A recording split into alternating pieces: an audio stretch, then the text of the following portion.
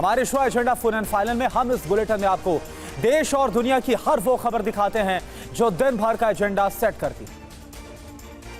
नमस्कार, मैं हूं आपके साथ खबरों में अंजलि। आज देश और दुनिया का एजेंडा सेट करने वाली खबरें हैं। आज की पहली बड़ी खबर है युद्ध क्षेत्र की। अगस्त खत्म होने से पहले ही रूस ने आखिरी फैसला कर लिया है। खबर है कि फैसले का असर सितंबर में पता चलेगा। तो सवाल है कि पुतिन का वो आखिरी फैसला क्या, कहां लागू होगा, कैसे लागू होगा, आज ये सब हम आपको बताएंगे। और साथ ही बात करेंगे ईरानी प्रॉक्सी संगठन हूती की, जिसने इजरायल का फुल एंड फाइनल हिसाब करने का ऐलान कर दिया है। पहली बार वीडियो को जारी करके हूती ने नेतन्याहू को सीधी वार्निंग दी है। इस वीडियो के हर फ्रेम में विध्वंस की पटकथा है। इन खबरों के साथ ही आपको बहुत बड़ा खुलासा दिखाएंगे। बताएंगे कि अरब में एटमी युद्ध की आशंका सच साबित हो सकती है। माना जा रहा है कि अरब में एटमी युद्ध का काउंटडाउन भी शुरू हो गया है। और साथ ही हमारी अगली खबर होगी गुजरात से। गुजरात में बीते कई दिनों से मूसलाधार बारिश हो रही है। गुजरात की बाढ़ के ऐसे वीडियोस आपको हम दिखाएंगे जिसके बाद आप इस आफत काल का अंदाजा लगा पाएंगे। आज वीडियो के साथ ही गुजरात की विनाशकारी बाढ़ का नंबर गेम भी आपको हम दिखाने वाले। और आखिरी में बात होगी पीएम मोदी के महाराष्ट्र दौरे की। महाराष्ट्र में होने वाले विधानसभा चुनाव से पहले प्रधानमंत्री नरेंद्र मोदी राज्य को खरबों रुपए की सौगात देने वाले हैं। और एजेंडा फुल एंड फाइनल की शुरुआत करते हैं वॉर जोन की सबसे बड़ी खबर के साथ, जो आ रही यूक्रेन से। यूक्रेन के डोनबास में रूसी सेना को मिली है बड़ी कामयाबी। रूस ने डोनबास के पिवनिचले शहर पर कब्जा कर लिया है। रेड आर्मी टोरिस्क की तरफ 800 मीटर आगे बढ़ी। 20 से ज्यादा रिहायशी ऊंची इमारतों पर कब्जा कर लिया है।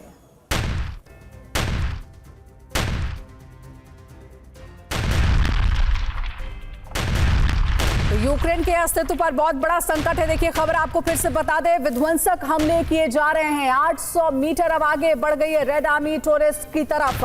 20 से ज्यादा रिहायशी ऊंची इमारतों पर कब्जा करने की भी खबर है।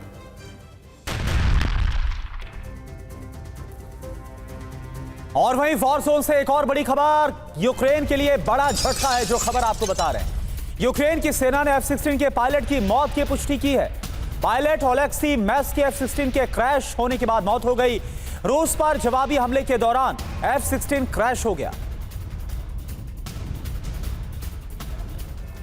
और अगली खबर है यूक्रेन से नहीं बल्कि रूस से, लेकिन इसमें भी यूक्रेन के लिए बुरी खबर है। कुर्स्क में यूक्रेन की सेना पर रूस का बड़ा हमला हुआ है। रूसी मिलारिस के हमले से थर्रा है यूक्रेन।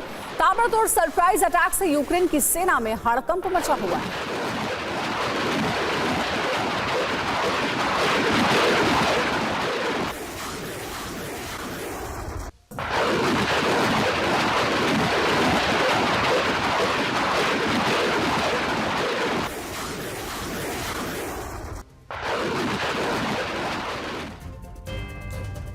तो खबर है कि रूस ने कुर्स्क में अपनी पूरी रणनीति को 360 डिग्री पर घुमा दिया है। क्या है पूरी जानकारी आपको बताएं। रेड आर्मी का कुर्स्क प्लान क्या है आप समझिए। 30,000 नए सैनिक उतारे गए हैं। परमाणु प्लांट तक जंग लड़ेंगे ये सैनिक। रिजर्व फोर्स की तैनाती की गई है और इसके अलावा अखमद फोर्स को भी एक्टिव कर दिया गया है। 112 लड़ाकों को ढेर कर दिया गया। ये जानकारी इस वक्त सामने आई है। तो कुर्स्क जहां पर इस वक्त लगभग 90% से ज्यादा इलाके में कब्जा कर लिया यूक्रेन ने, लेकिन रूस ने कुर्स्क में अपनी पूरी रणनीति बना ली और इस पूरे गेम को पलटने का रणनीति को तैयार किया गया। रेड आर्मी का पूरा प्लान क्या है याद देखिए। 30,000 नए सैनिक रूस की तरफ से उतारे जाने का फैसला लिया गया। इसके अलावा जो कुर्स्क का परमाणु संयंत्र है, यहां तक जंग कैसे लड़ी जाएगी पूरा खाका तैयार किया गया है। और जो रूस की रिजर्व आर्मी है इसको भी तैनात किया गया। अखमद फोर्स को एक्टिव किया गया है। 112 लड़ाकों को ढेर करने का दावा रेड आर्मी की तरफ से। जाहिर है चाहे यूक्रेन का डोनबास हो या फिर अवदीव्का या फिर कुर्स्क, जहां चंद घंटे पहले तक रूस की सेना बैकफुट पर थी, लेकिन अब रूस ने अपने दुश्मनों पर बारूदी प्रहार को कई गुना बढ़ा दिया है। उसने रेड आर्मी को पूरी ताकत झोंक दी है। यूक्रेन के कब्जे में जा चुके क्षेत्र को रूस हर हाल में मुक्त कराना चाहता है। खबर यह भी है कि पुतिन ने भी यूक्रेन के लिए चक्रव्यूह तैयार कर लिया है, जिसका ट्रेलर अभी से दिख रहा है। हालांकि पूरी तस्वीर सितंबर महीने की शुरुआत तारीख से ही दिखेगी। यूक्रेन में मौसम बदलते ही खेल पलटने लगेगा। रूस के लिए यह बड़ा मौका होगा। कैसे, आइए इसे समझते हैं। तो देखिए बड़ा सवाल यह है कि क्या सितंबर के महीने में यूक्रेन सरेंडर कर देगा रूसी फोर्स के सामने। यह सवाल क्यों उठ रहा है? क्योंकि सारे इस वक्त पॉइंट्स आपके सामने। पहला, आप देखिए, युद्ध की रणनीति के लिहाज से रूस के लिए ये बहुत बड़ा मौका है, क्योंकि इसके बाद ठंड का मौसम, और ऐसे में रूस चाहेगा कि पूरा दबाव बना दिया जाए यूक्रेन की सेना के ऊपर। अगला पॉइंट आप समझिए, यूक्रेन को सरेंडर के लिए मजबूर कर सकता है रूस। जो स्ट्रेटजी इस वक्त सामने आ रही है, चाहे कुर्स्क हो जहां पर इस वक्त रूसी सेना मौजूद है उसको खदेड़ना हो, या फिर यूक्रेन के तमाम इलाके जहां पर कब्जा करना हो, ऐसे में बैकफुट पर लाने की रूस की तरफ से पूरी कोशिश है। तीसरा पॉइंट अब आप समझिए और जानिए, सितंबर में पिछले साल भी रूस ने ताबड़तोड़ हमलों को अंजाम दिया था, आपको याद होगा, क्योंकि ठंड से पहले जो सेना बढ़त हासिल कर लेती है, इसके बाद फायदा माइलेज उसको मिलता हुआ नजर आता है, और इस बार भी यही रणनीति रूस अपना सकता है। इसके साथ ही अगला पॉइंट आपके सामने, रूस ने यूक्रेन के एक बड़े इलाके में ब्लैकआउट भी कर दिया था, आपको याद होगा, ड्रोन अटैक के बाद जिस तरह से जवाबी कार्रवाई की गई, ऑफेंसिव था रूस की तरफ से। इसके बाद एक बहुत बड़ा इलाका है जो कि इस वक्त यूक्रेन का अंधेरे में डूबा हुआ है। यह अपने आप में एक बहुत बड़ी चिंता का विषय भी यूक्रेन के लिए बना हुआ है। इसके बाद बिजली और पानी की सप्लाई रुकने से त्राहिमाम मचा था, आपको याद होगा कैसे जो बिजली की सप्लाई है उसको कट ऑफ कर दिया गया था, पानी की सप्लाई को काट दिया गया था, और इससे जो यूक्रेन है उस पर दबाव बनाने की तैयारी थी, और इस बार भी कुछ ऐसा होता हुआ नजर आ सकता है। फिर रूस ने विध्वंसक ऑपरेशन की तैयारी की है, जो इस वक्त सामने आ रही है जानकारी, ठंड से पहले पूरी तरह से बढ़त हासिल कर लेना चाहता है रूस यूक्रेन की सेना के ऊपर, ताकि उस पर दबाव बनाया जा सके। इसके साथ ही बर्फबारी के बीच यूक्रेन को बारूदी हमले से दहला सकता है, क्योंकि रूस भी जानता है कि बर्फबारी के बीच जो हालात बनते हैं, इसके बाद जो यूक्रेन की सेना उसको आगे बढ़ने में कितनी दिक्कतों का सामना करना पड़ सकता है। और अगली बड़ी खबर इराक से है। इराक ने तुर्की के ड्रोन को मार गिराया है। किरकुक प्रांत में तुर्की के ड्रोन को मार गिराया गया। इराकी रक्षा मंत्रालय ने बड़ा दावा किया है, तुर्की के ड्रोन ने हवाई क्षेत्र का उल्लंघन किया था।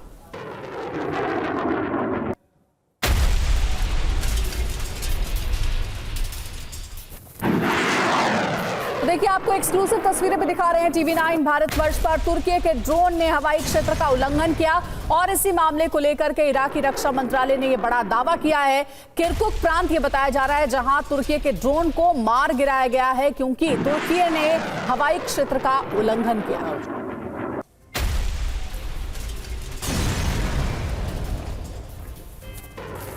और अब आपको ग्रीस के ऑयल टैंकर शिप पर हूती के हमले का सबसे लेटेस्ट वीडियो दिखाने वाले हैं, जिससे खुद हूती की तरफ से जारी किया गया। सीधा बिग वॉल का यहां पर हम रुक कर, यहां पर आप देखिए, ये वीडियो इस वक्त आप देख पा रहे हैं, धमाके का ये नया वीडियो है, और यहां पर आप देखिए दो वीडियोस इस वक्त आप देख पा रहे हैं। वीडियो में एक एक फ्रेम को जरा गौर से देखिएगा, और दूसरा वीडियो भी आपके सामने रखेंगे जहां पर ब्लास्ट को पूरी तरह से दिखाया गया। लेकिन इस वक्त यहां पर आप देखिए, ऑयल टैंकर शिप में जो ब्लास्ट किया गया, ये वही ऑयल टैंकर है जो कि जानकारी सामने आ रही है कि यह अपने आप में एक बड़ा चैलेंज है, ना सिर्फ इजराइल के लिए बल्कि अमेरिका के लिए भी, पूरे यूरोप के लिए भी एक बड़ा मैसेज यहां से दिया गया है हूती की तरफ से। ये देखिए जो धमाके यहां पर देखिए किए गए, ये आप देखिए जो हूती ग्रुप की तरफ से, लड़ाकों की तरफ से धमाके किए गए ऑयल टैंकर में, यहां पर आप देख पा रहे हैं किस तरह से तबाही मचाई गई। अगली यहां पर तस्वीर देखिए, जो कि फ्रेम आपको थोड़ा दूर से नजर आएगा, ये देखिए कैसे जो पूरा जहाज है उसको तबाह कर दिया गया है। 1 2 3 4 5, ये देखिए फिर से आप यहां पर देखिए, ये देखिए 1 2 3 4 5, ये 5 बड़े धमाके हैं जो कि हूती की तरफ से किए गए, अंजाम दिए गए इस ऑयल टैंकर में। और यूरोप से लेकर अमेरिका, इजराइल को बहुत बड़ा संदेश और वार्निंग देने की, धमकाने की कोशिश की गई है। और अगली खबर ईरान से आ रही है। प्रॉक्सी को और ताकतवर बनाने में जुटा हुआ ईरान ईस्टर्न टेरर फ्रंट बनाने में जुटा हुआ है। IRGC की स्पेशल यूनिट को मिशन में लगाया गया है। मिशन के लिए अवैध हथियार और फंड का इस्तेमाल होगा।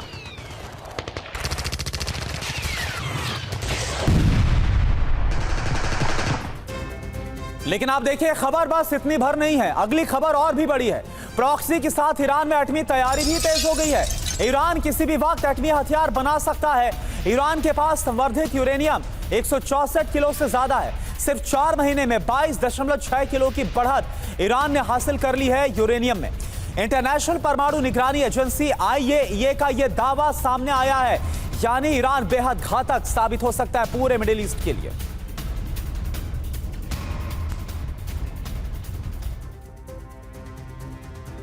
और और ईरान बन गया है न्यूक्लियर पावर, परमाणु हथियार होने का ऐलान कर सकता है। ईरान कभी भी एटमी देश होने का ऐलान कर सकता है।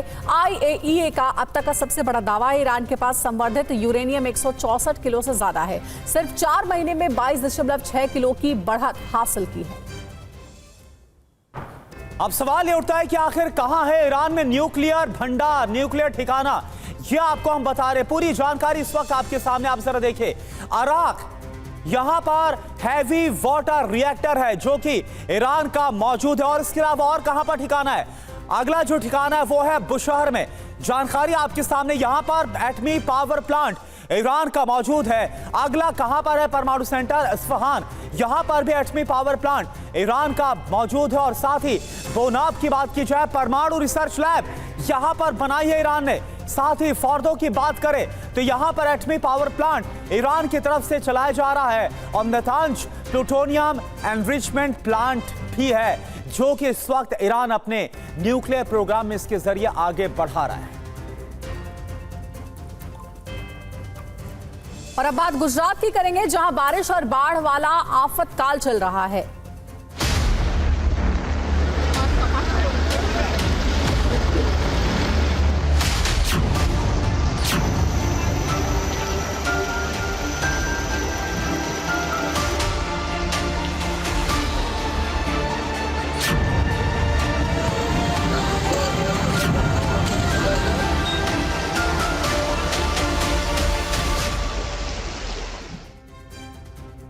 अगस्त खत्म होने वाला और सितंबर महीने की शुरुआत होने वाली है, लेकिन ना बारिश का सितम कम हुआ और ना ही सैलाब का कहर। अब बाढ़ और बारिश से सबसे ज्यादा तबाही गुजरात में मची है। गुजरात के अलग अलग शहरों की तस्वीरें इस वक्त आपको दिखा रहे हैं। ज्यादातर इलाके इस वक्त पानी में डूबे हैं। घर, मकान, दुकान सब बाढ़ के पानी में इस वक्त डूबे नजर आ रहे हैं। रेस्क्यू अभियान चलाया जा रहा है। बाढ़ की वजह से घरों से बाहर निकलना मुश्किल हो गया है। क्या अहमदाबाद, क्या वडोदरा, द्वारका, भुज, खेड़ा, जामनगर, हर जगह संकट इस वक्त आया हुआ है, आफतकाल मचा है। नदियां उफान पर हैं, खतरे के निशान से ऊपर बह रही हैं। कई नदियों का जलस्तर भी खतरनाक लेवल को क्रॉस करता हुआ नजर आ रहा है। और इस वक्त एक बड़ी खबर है, भारी बारिश के बाद अब गुजरात में तूफान का भी खतरा मंडराने लगा है। अरब सागर से गुजरात के सौराष्ट्र तट की तरफ बढ़ रहा है चक्रवाती तूफान। 2 दिनों में तट पर टकरा सकता है तूफान।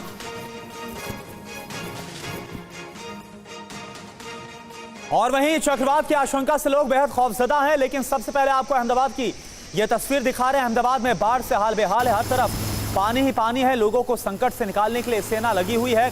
जवानों से, जो जवान है उनकी तरफ से रेस्क्यू ऑपरेशन चलाया जा रहा है। बाढ़ पीड़ितों को एयरलिफ्ट किया जा रहा है। लगातार यह ऑपरेशन जारी। तस्वीरें आप देखिए, हेलीकॉप्टर के जरिए किन विपरीत परिस्थितियों में ये जवान काम कर रहे हैं, आप खुद अंदाजा इन तस्वीरों के जरिए लगाइए। आप देखिए कैसे बाढ़ के बीच से नाव के जरिए कुछ लोगों को यहां से ले जाया गया।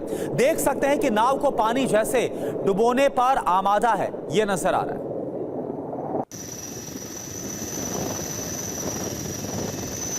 अब अगली तस्वीर आपके सामने, ये तस्वीर है गुजरात के भुज की। अहमदाबाद की तस्वीर आपको हम दिखा रहे हैं रेस्क्यू ऑपरेशन के, लेकिन अब आप देखिए भुज की तस्वीर। यहां पर बारिश का कहर जारी है, तेज हवाओं के साथ बारिश हो रही है। हवा इतनी ज्यादा तेज है कि बारिश के बीच छाते भी नहीं काम कर रहे, थम नहीं रहे। देखिए कैसे इन दोनों महिलाओं के हालात आप देख पा रहे हैं। महिलाओं की तस्वीरें निकल कर आई हैं सामने और सड़कें नदी बन गई हैं।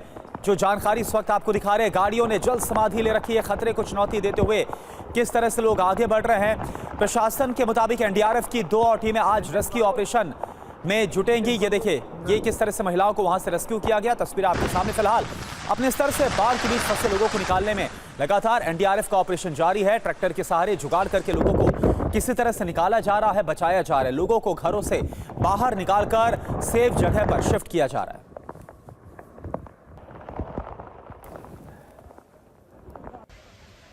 और अब आप गुजरात के खेड़ा की तस्वीर देखिए। भारी बारिश की वजह से खेड़ा में भी बाढ़ के हालात गंभीर हैं। आलीशान इमारतों से लेकर गांव की झोपड़ी तक ऐसा लगता है कि बारिश खेड़ा को डुबोने पर आमादा है।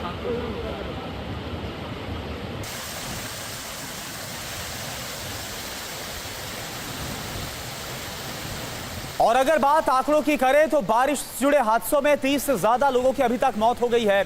बाढ़ प्रभावित इलाकों से अभी तक करीब 18,000 लोगों को सुरक्षित स्थानों पर पहुंचाया गया है। यह आसमानी खतरा अभी टला नहीं है। मौसम विभाग ने अगले 2 दिनों में कई जिलों के लिए भारी बारिश का रेड अलर्ट जारी किया है। और बड़ी खबर है देश की सियासत से जुड़ी हुई। आज महाराष्ट्र दौरे पर जाएंगे प्रधानमंत्री मोदी। पीएम मोदी आज महाराष्ट्र को हजारों करोड़ की सौगात देंगे। कई परियोजनाओं का उद्घाटन और शिलान्यास भी पीएम करेंगे।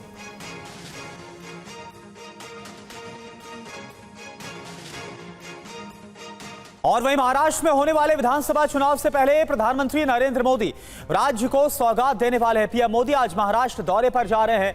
मोदी महाराष्ट्र में कई परियोजनाओं का उद्घाटन और शिलान्यास करेंगे। पीएम मोदी ने खुद सोशल मीडिया एक्स पर महाराष्ट्र दौरे की पूरी जानकारी दी है। और पीएम मोदी सुबह करीब 11 बजे मुंबई में जियो वर्ल्ड कन्वेंशन सेंटर में ग्लोबल फिनटेक फेस्ट 2024 को संबोधित करेंगे। इसके बाद लगभग 1:30 बजे पालघर के सिडको ग्राउंड में विकास परियोजनाओं का उद्घाटन और शिलान्यास करेंगे। पीएम मोदी वधावन बंदरगाह की आधारशिला भी रखेंगे। इस परियोजना में 76,000 करोड़ रुपए खर्च होंगे। वधावन बंदरगाह दहानू शहर के पास बनेगा। ये गहरे पानी में स्थित बंदरगाह होगा।